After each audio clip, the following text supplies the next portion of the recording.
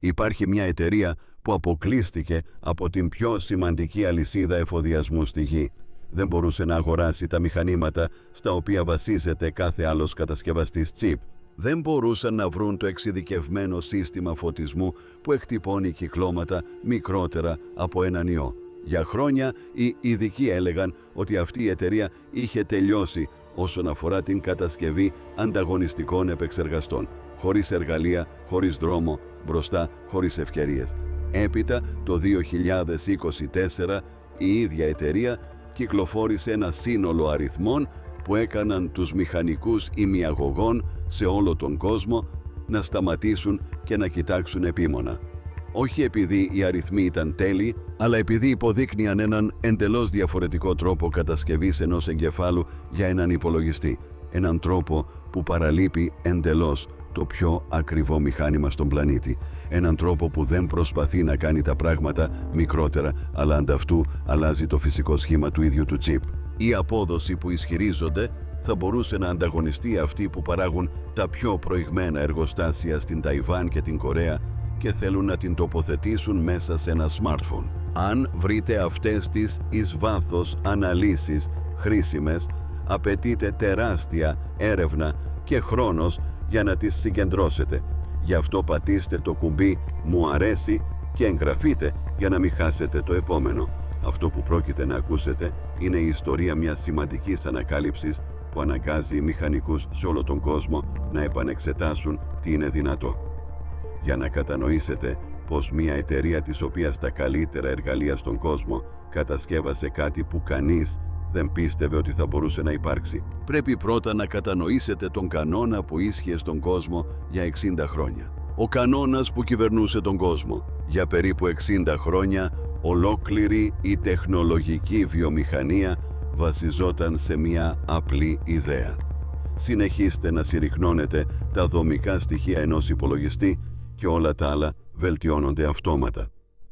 Τοποθετήστε περισσότερους μικροσκοπικούς διακόπτες σε ένα κομμάτι πυρητίου και το τσιπ γίνεται πιο γρήγορο.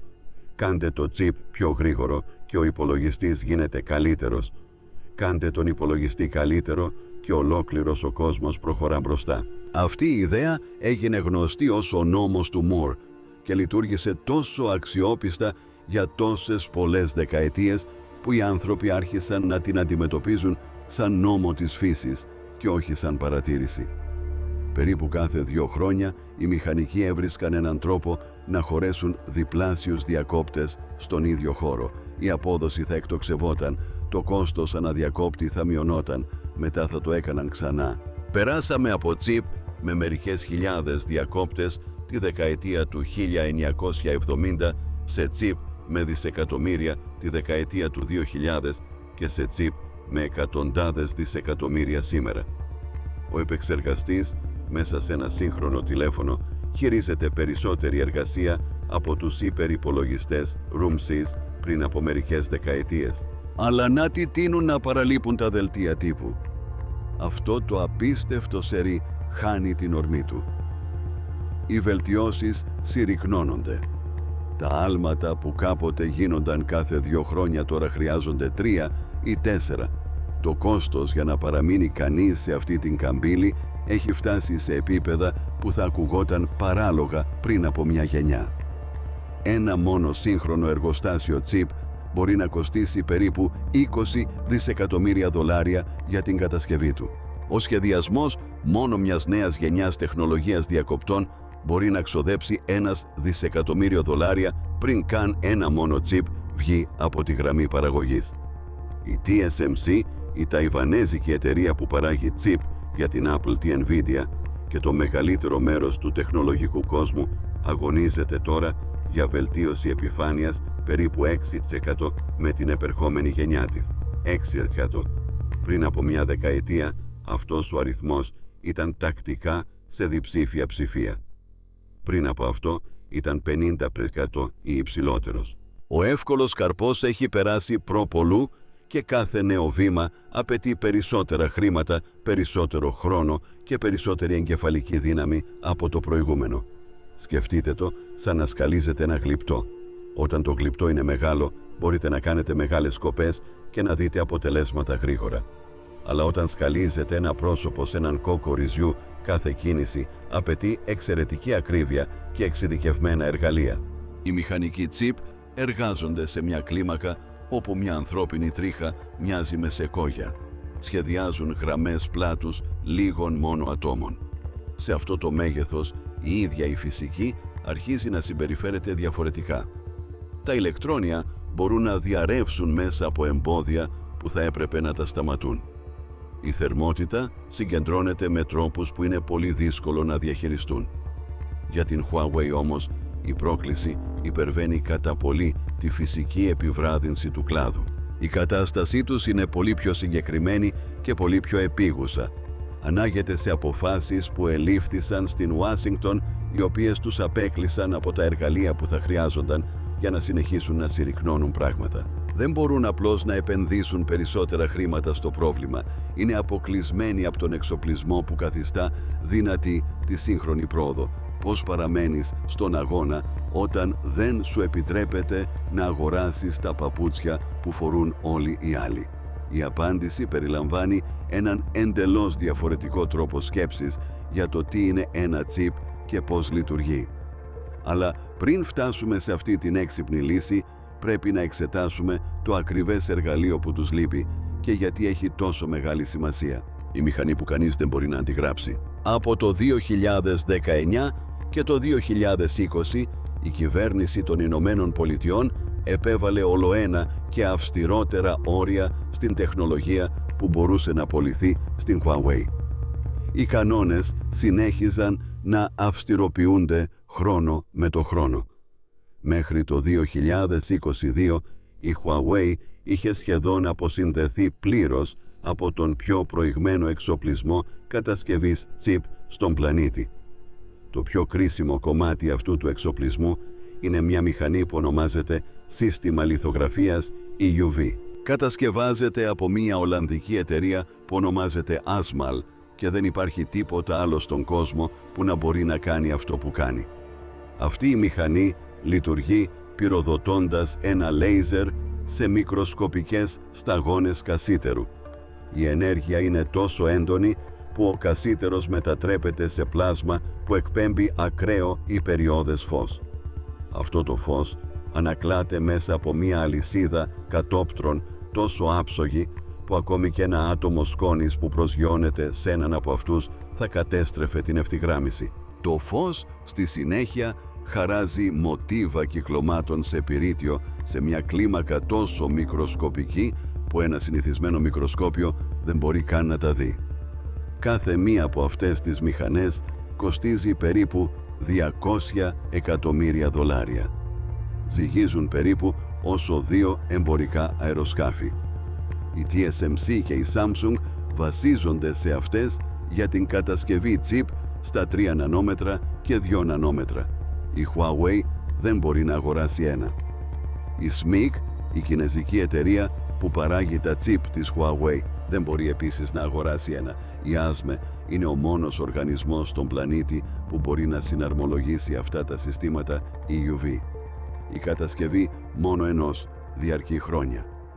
Τα εξαρτήματα προέρχονται από εξειδικευμένους προμηθευτές στη Γερμανία, τις Ηνωμένες Πολιτείες και πολλά άλλα έθνη. Επειδή η μηχανή είναι τόσο εξαιρετικά δύσκολη στη δημιουργία, μόνο μια χούφτα εταιριών επιτρέπεται να τις αγοράσουν. Και λόγω των περιορισμών στις εξαγωγές, οι εταιρείες με έδρα την Κίνα δεν περιλαμβάνονται σε αυτόν τον εγκεκριμένο κατάλογο. Τι κάνετε λοιπόν όταν το πιο σημαντικό εργαλείο σε ολόκληρο τον κλάδο σας είναι εκτός ορίων? Βρίσκεται έναν άλλο τρόπο. Η SMIC έχει κάνει κάτι πραγματικά αξιοσημείωτο με παλαιότερο εξοπλισμό.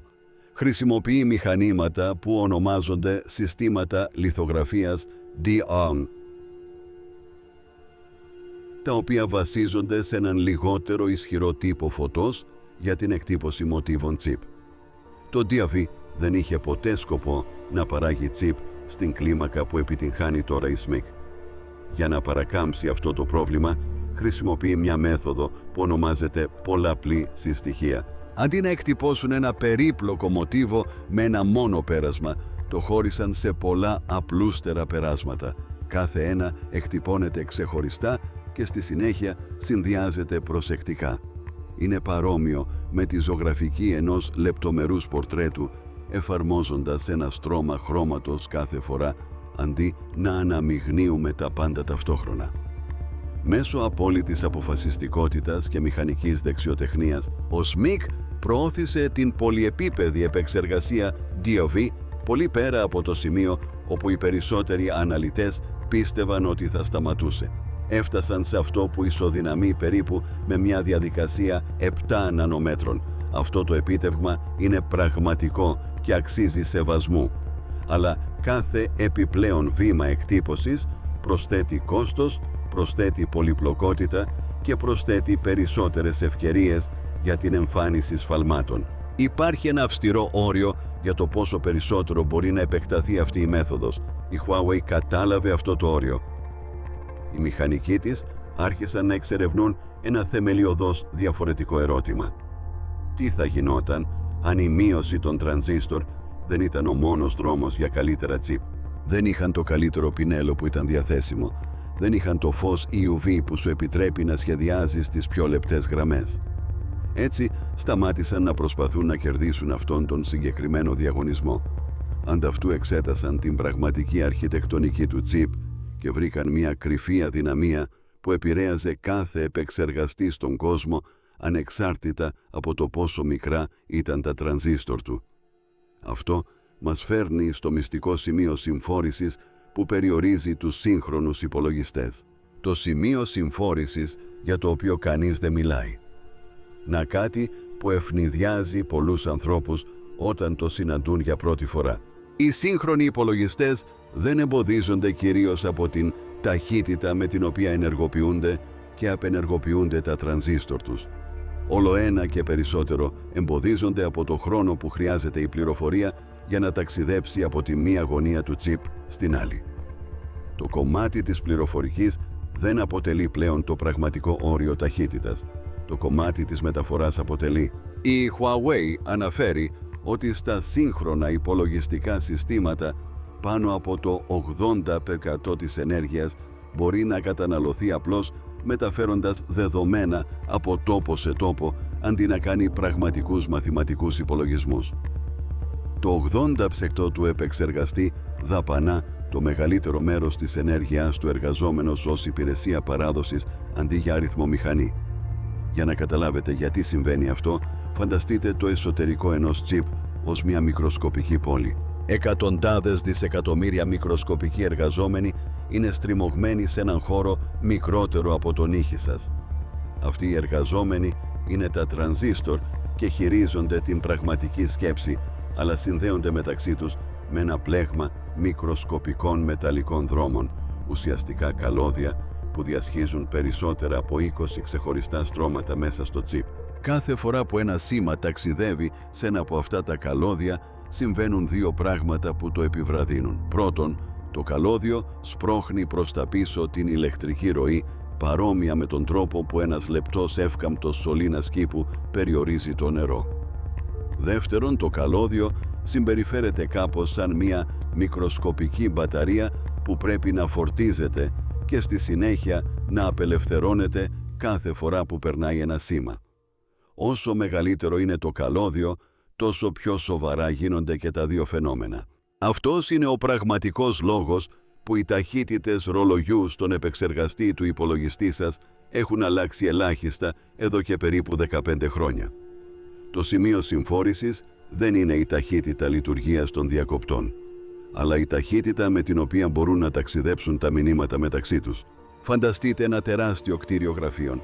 Αν όλοι οι εργαζόμενοι μοιράζονται ένα μεγάλο δωμάτιο, μπορούν να επικοινωνούν σχεδόν αμέσως. Αλλά αν αυτοί οι εργαζόμενοι είναι διασκορπισμένοι σε 100 διαφορετικούς ορόφους, πρέπει να στέλνουν σημειώματα μέσω πνευματικών σωλήνων και να περιμένουν ανελκυστήρες. Αυτό απαιτεί χρόνο και καταναλώνει ενέργεια. Ακόμα και αν κάθε εργαζόμενος είναι αστραπιαία γρήγορος στη δουλειά του, περνάει το μεγαλύτερο μέρος της ημέρας του καθισμένος περιμένοντας να φτάσουν οδηγίες. Αυτό ακριβώς το πρόβλημα αποφάσισε να αντιμετωπίσει η Huawei. Αντί να παλέψει για να ενσωματώσει μικρότερα χαρακτηριστικά, επέλεξε να επανεξετάσει ολόκληρη τη γεωγραφία του τσιπ. Εάν ένα σήμα πρέπει να ταξιδέψει πολύ μακριά, απλώς επιλέγετε το σημείο εκκίνησης και το σημείο τερματισμού και τα μετακινείτε το ένα δίπλα στο άλλο. Αυτό απαιτεί έναν ριζικά νέο τρόπο συναρμολόγησης ενός επεξεργαστή, έναν τρόπο που δεν εξαρτάται από τα μηχανήματα που απαγορεύεται να αγοράσουν. Η ιδέα είναι απλή αλλά ισχυρή. Εάν δεν μπορείτε να μειώσετε την απόσταση στην πόλη, επανασχεδιάζετε την ίδια την πόλη. Η απάντηση περιλαμβάνει μια τεχνική που φαίνεται σχεδόν προφανής μόλις την εξηγήσει κάποιος. Αλλάζει εντελώς το φυσικό σχήμα του τσιπ και αυτός είναι ο λόγος που η Huawei πιστεύει ότι μπορεί να ανταγωνιστεί την απόδοση ενός τσιπ ένας νανομέτρων χωρίς ποτέ να κατασκευάσει ένα τρανζίστορ ένας νανομέτρων. Δίπλωμα του τσιπ στη μέση. Αυτή είναι η ουσία αυτού που αποκάλυψε η Huawei. Το ονομάζουν Tau Scaling. Το όνομα αντικατοπτρίζει την εστίασή τους στη βελτιστοποίηση του χρόνου, συγκεκριμένα τον χρόνο που χρειάζεται για να κινηθούν τα σήματα, μέσω του επεξεργαστή. Η ιδέα είναι εκπληκτικά εύκολη στην οπτικοποίηση. Πάρτε ένα φύλλο χαρτί καλυμμένο με γράμματα. Οι λέξεις στην επάνω αριστερή γωνία απέχουν πολύ από τις λέξεις στην κάτω δεξιά γωνία. Τώρα διπλώστε το χαρτί στη μέση. Ξαφνικά λέξεις που απήχαν εκατοστά η μία από την άλλη βρίσκονται ακριβώς δίπλα στην άλλη, χωρισμένες μόνο από το πάχος του ίδιου του χαρτιού. Η Huawei θέλει να κάνει ακριβώς αυτό με ένα τσιπ. Πάρτε έναν επεξεργαστή που κανονικά θα ήταν απλωμένο σε επίπεδη επιφάνεια. Χωρίστε τη λογική μονάδα σε δύο μισά και διπλώστε το ένα μισό πάνω στο άλλο. Τα σήματα που παλιά ταξίδευαν σε αρκετά χιλιοστά επίπεδου πυρητίου, τώρα χρειάζεται να διανύσουν μόνο ένα μικρό κλάσμα αυτής της απόστασης, ανεβαίνοντας κατευθείαν προς τα πάνω. Τα χιλιοστά μετατρέπονται σε μικρόμετρα.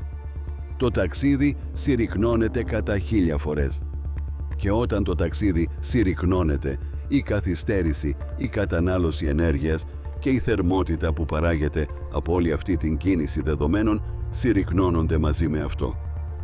Στα πρώτα της αποτελέσματα, η Huawei ανέφερε πυκνότητα τρανζίστορ 238 εκατομμυρίων τρανζίστορ ανά τετραγωνικό χιλιοστό, χρησιμοποιώντας αυτήν την αναδιπλωμένη προσέγγιση. Αυτό αντιστοιχεί σε περίπου 55% περισσότερη λογική στο ίδιο φυσικό αποτύπωμα σε σύγκριση με τον επίπεδο σχεδιασμό τους. Ισχυρίζονται ότι σε έναν οδικό χάρτη που εκτείνεται γύρω στο 2030, αυτή η προσέγγιση θα μπορούσε να προσφέρει απόδοση ισοδύναμη με αυτήν που θα περιμένατε από ένα τσιπ ένας νανομέτρων, όλα αυτά χωρίς να χρειαστεί ποτέ λιθογραφία EUV. Υπάρχει μια κρίσιμη λεπτομέρεια που πρέπει να κατανοήσουμε σχετικά με τον ισχυρισμό των ένας νανομέτρων. Όταν οι εταιρείες τσιπ παρουσιάζουν αριθμούς νανομέτρων, σήμερα αυτοί οι αριθμοί λειτουργούν περισσότερο ως εμπορική ετικέτα παρά ως κυριολεκτική φυσική μέτρηση. Τα 2 νανόμετρα δεν σημαίνει ότι τα τρανζίστορ έχουν φυσικό πλάτος 2 νανόμετρα.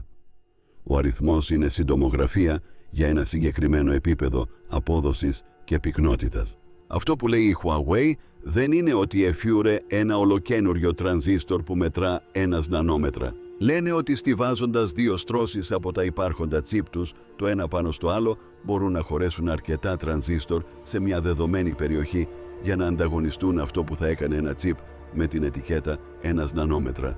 Αυτό εξακολουθεί να είναι ένα εντυπωσιακό επίτευγμα, αλλά είναι μια διαφορετική κατηγορία επιτεύγματος. Η στίβαξη 2 ώριμων διαδικασιών παραγωγής δεν παράγει μια εντελώς νέα διαδικασία παραγωγής. Είναι περισσότερο μια καινοτομία σε επίπεδο συστήματος παρά μια σημαντική ανακάλυψη σε επίπεδο τρανζίστορ. Εάν πάρετε ένα τσιπ 7 νανομέτρων και τοποθετήσετε ένα άλλο τσιπ 7 νανομέτρων από πάνω του, δεν καταλήγετε μαγικά σε ένα τσιπ 3 νανομέτρων. Καταλήγετε σε ένα πολύ πυκνό τσιπ 7 νανομέτρων. Αλλά επειδή η απόσταση μεταξύ των 2 στρωμάτων είναι τόσο απίστευτα μικρή, τα σήματα ταξιδεύουν πιο γρήγορα και χρησιμοποιούν λιγότερη ενέργεια. Η συνολική απόδοση μπορεί να πλησιάσει αυτή ενός τσιπ που βασίζεται σε μια μικρότερη διαδικασία, Αυτός είναι ένας εξαιρετικά έξυπνος τρόπος παράκαμψης των περιορισμών. Εάν δεν μπορείτε να αποκτήσετε το μηχάνημα που σχεδιάζει τις πιο λεπτές γραμμές, σταματάτε να προσπαθείτε να σχεδιάζετε πιο λεπτές γραμμές. Απλώς στιβάζετε τα υπάρχοντα σχέδιά σας το ένα πάνω στο άλλο. Το αποτέλεσμα είναι ένας επεξεργαστής που συμπεριφέρεται πιο γρήγορα και συγκρατεί περισσότερα κυκλώματα χωρίς να χρειάζεται τον απαγορευμένο εξοπλισμό. Υπάρχουν όμως προκλήσεις. Στην πραγματικότητα υπάρχουν δύο σημαντικές.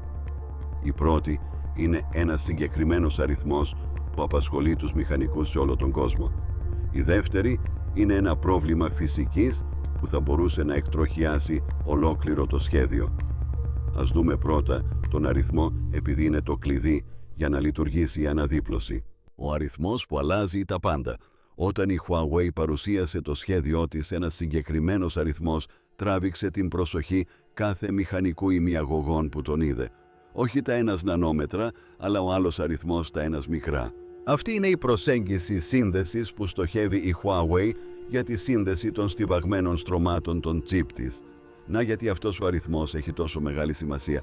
Όταν στιβάζετε δύο chip το ένα πάνω στο άλλο, αυτά τα δύο επίπεδα πρέπει να επικοινωνούν συνεχώς δισεκατομμύρια φορές κάθε δευτερόλεπτο. Οι συνδέσεις μεταξύ τους είναι μικροσκοπικές κουκίδες χαλκού που συνδέονται απευθείας από το ένα στρώμα στο άλλο. Όσο μικρότερες είναι αυτές οι κουκίδες και όσο πιο σφιχτά είναι συσκευασμένες, τόσο περισσότερες συνδέσεις μπορείτε να χωρέσετε και τόσο πιο γρήγορα μπορούν να ρέουν οι πληροφορίες μεταξύ των στρωμάτων. Η απόσταση μεταξύ αυτών των κουκίδων σύνδεσης ονομάζεται βήμα σύνδεσης. Αυτή τη στιγμή το καλύτερο που έχει πετύχει κάποιος στην παραγωγή είναι περίπου 9 μικρά. Η AMD χρησιμοποιεί αυτήν την απόσταση στο τρισδιάστατο στίβαγμα μνήμης V-Cache. Η TSMC και η Intel εργάζονται περίπου στην ίδια γειτονιά. Η Huawei μιλάει για ένας μικρά. Αυτό είναι 6 φορές μικρότερο από την τρέχουσα τεχνολογία εχμής. 6 φορές περισσότερες συνδέσεις στον ίδιο χώρο. Η μετάβαση από 9 μικρά σε 1 μικρά δεν αποτελεί σταδιακή βελτίωση. Απαιτεί νέο εξοπλισμό, νέα υλικά, νέες τεχνικές κατασκευής και εντελώς νέες μεθόδους για την επαλήθευση ότι ο δεσμός όντως διατηρήθηκε. Είναι το είδος του άλματος που η βιομηχανία ημιαγωγών συνήθως απλώνει σε μια δεκαετία, προχωρώντας ένα μικρό βήμα τη φορά. Εάν η Huawei το πετύχει αυτό, αναδιαμορφώνει ολόκληρη την εξίσωση. Με αρκετές συνδέσεις μεταξύ των στρωμάτων, τα δύο στιβαγμένα chip σταματούν να λειτουργούν σαν δύο ξεχωριστά κομμάτια και αρχίζουν να λειτουργούν σαν ένας ενιαίος, εξαιρετικά πυκνός επεξεργαστής. Τα όρια μεταξύ τους εξαφανίζονται από άποψη απόδοσης. Αυτό είναι το όραμα. Θα ήταν σαν να παίρνουμε δύο γειτονικές πόλεις και να κατασκευάζουμε τόσους πολλούς ανελκυστήρες μεταξύ τους που συγχωνεύονται σε μια τεράστια υπερπόλη. Οι κάτοικοι δεν παρατηρούν καν σε ποια πόλη βρίσκονται. Απλώς κινούνται ελεύθερα. Για να το πετύχετε αυτό, πρέπει να ευθυγραμμίσετε τα δύο στρώματα με σχεδόν τέλεια ακρίβεια. Εάν οι κουκίδες απέχουν μόνο ένας μικρά μεταξύ τους, ακόμη και μια μικρή μετατόπιση κατά τη διάρκεια της διαδικασίας σύνδεσης σημαίνει ότι οι κουκίδες χάνουν τους στόχους τους, η σύνδεση σπάει. Το να γίνει αυτό σε ένα ολόκληρο τσίπ στο μέγεθος ενός νυχιού είναι εξαιρετικά δύσκολο. Αντιστοιχίζεται δύο μοτίβα που είναι εντελώς αόρατα με γυμνό μάτι. Απαιτεί μηχανές που μπορούν να βλέπουν σε ατομικό επίπεδο και ρομποτικά συστήματα που μπορούν να κινούνται με σχεδόν αδιανόητη ακρίβεια. Κανείς στον κόσμο δεν το κάνει αυτό σε μαζική παραγωγή σήμερα. Είναι ένα εντελώς άγνωστο μέτωπο. Το βήμα συγκόλλησης των ένας μικρών, αν το πετύχουν, θα είναι μια πραγματική παγκόσμια πρωτοπορία. Θα τους βάλει μπροστά από την υπόλοιπη βιομηχανία κατά αρκετές ολόκληρες γενιές. Αλλά η δημιουργία μιας μικροσκοπικής κουκίδας είναι μόνο ένα μέρος της μάχης. Πρέπει να φτιάξετε εκατομμύρια από αυτές τέλεια ευθυγραμμισμένες σε κάθε τσίπ που βγαίνει από τη γραμμή. Αν έστω και ένα μικρό κλάσμα των κουκίδων δεν συνδεθεί το τσίπ, θα μπορούσε να έχει νεκρές ζώνες. Γι' αυτό το λόγο ο αριθμός 1 είναι τόσο εντυπωσιακός. Η Huawei δεν το προτείνει ως εργαστηριακό πείραμα. θέλει να το θέσει σε μαζική παραγωγή. Και αυτό μας φέρνει στο μεγαλύτερο εμπόδιο απ' όλα, το πρόβλημα που θα μπορούσε να σταματήσει τα πάντα. Εδώ είναι το σημείο της ιστορίας όπου οι νόμοι της φυσικής παρεμβαίνουν και κάνουν τη ζωή πολύ δύσκολη. Τα τσιπ μνήμης λειτουργούν σχετικά ψυχρά. Συνήθως κάθονται εκεί και συγκρατούν δεδομένα. Τα λογικά τσιπ είναι εντελώς διαφορετικά. Τα λογικά τσιπ ενεργοποιούνται και απενεργοποιούνται δισεκατομμύρια φορές κάθε δευτερόλεπτο. Και κάθε αναστροφή παράγει μια μικρή ποσότητα θερμότητας. Πολλαπλασιάστε αυτό σε εκατοντάδες δισεκατομμύρια τρανζίστορ, όλα σε πλήρη ταχύτητα, και έχετε ένα τσιπ που θερμαίνεται πολύ γρήγορα. Σήμερα αυτή η θερμότητα διαφεύγει κυρίως από το πάνω και το κάτω μέρος του τσιπ σε έναν διανομέα θερμότητας που τροφοδοτεί ένα σύστημα ψήξης. Σε ένα κέντρο δεδομένων αυτό το σύστημα ψήξης μπορεί να είναι τεράστιο. Σωλήνες υγρού, τεράστια ανεμιστήρες, ολόκληρα κτίρια κατασκευασμένα με μοναδικό σκοπό την απομάκρυνση της θερμότητας από τους επεξεργαστές. Σε αυτό το είδος περιβάλλοντος, ένα ζεστό τσιπ είναι κάτι που μπορείτε να χειριστείτε. Ο πρώτος στόχος της Huawei για αυτήν την τεχνολογία δεν είναι ένα τσιπ κέντρου δεδομένων. Είναι ένας επεξεργαστής Kirin, ο οποίος είναι ένα τσιπ smartphone. Το τηλέφωνό σας δεν έχει ανεμιστήρες, δεν έχει υγρή ψήξη, δεν έχει χώρο για τίποτα από αυτά. Έχει ένα λεπτό κομμάτι μετάλλου και ίσως ένα μικρό φύλλο γραφίτι για να διαδίδει τη θερμότητα τριγύρω. Και κάθεται στο χέρι σας, πράγμα που σημαίνει ότι δεν μπορεί καν να ζεσταθεί τόσο πολύ χωρίς να προκαλέσει ενόχληση. Όταν στιβάζετε ένα chip Hot Logic απευθείας πάνω σε ένα άλλο chip Hot Logic, η θερμότητα από το κάτω στρώμα δεν έχει πουθενά να πάει. Το πάνω στρώμα κάθεται ακριβώς πάνω του, λειτουργώντας σαν μια κουβέρτα. Ουσιαστικά έχετε δημιουργήσει ένα μικροσκοπικό σάντουιτς θερμότητας και το κέντρο καίγεται. Αυτό είναι πραγματικά ένα από τα πιο δύσκολα φυσικά προβλήματα που προσπαθεί κανείς να λύσει αυτή τη στιγμή. Ορισμένες ερευνητικές ομάδες εξετάζουν υλικά που μεταφέρουν θερμότητα πιο αποτελεσματικά ή μικροσκοπικά κανάλια ενσωματωμένα στο ίδιο το πυρίτιο που θα αντλούσαν ψυκτικό υγρό απευθείας μέσω των στρωμάτων του τσιπ. Αλλά καμία από αυτές τις προσεγγίσεις δεν έχει αποδειχθεί ότι λειτουργεί σε κλίμακα μαζικής παραγωγής ακόμα. Το αν η Huawei έχει μια εφαρμόσιμη απάντηση στο πρόβλημα της θερμότητας είναι το μοναδικό ερώτημα που καθορίζει αν η κλιμάκωση, το ΑΟ, είναι ένας πραγματικός οδικός χάρτης ή απλώς μια πολύ εντυπωσιακή παρουσίαση. Ο άλλος παράγοντας που πρέπει να παρακολουθήσετε είναι η απόδοση. Η απόδοση αναφέρεται στο ποσοστό των τσιπ που βγαίνουν από τη γραμμή παραγωγής λειτουργώντας σωστά. Στην προηγμένη κατασκευή, η επίτευξη της σωστής απόδοσης είναι συχνά πιο δύσκολη από την επίτευξη του σωστού σχεδιασμού. Ένα τσιπ που λειτουργεί άψογα σε ένα εργαστήριο, αλλά αποτυγχάνει στο 60% του χρόνου στο εργοστάσιο, δεν είναι προϊόν. Δεν μπορείτε να διευθύνετε μια επιχείρηση τηλεφωνίας εάν 6 στους 10 επεξεργαστές είναι ελαττωματικοί.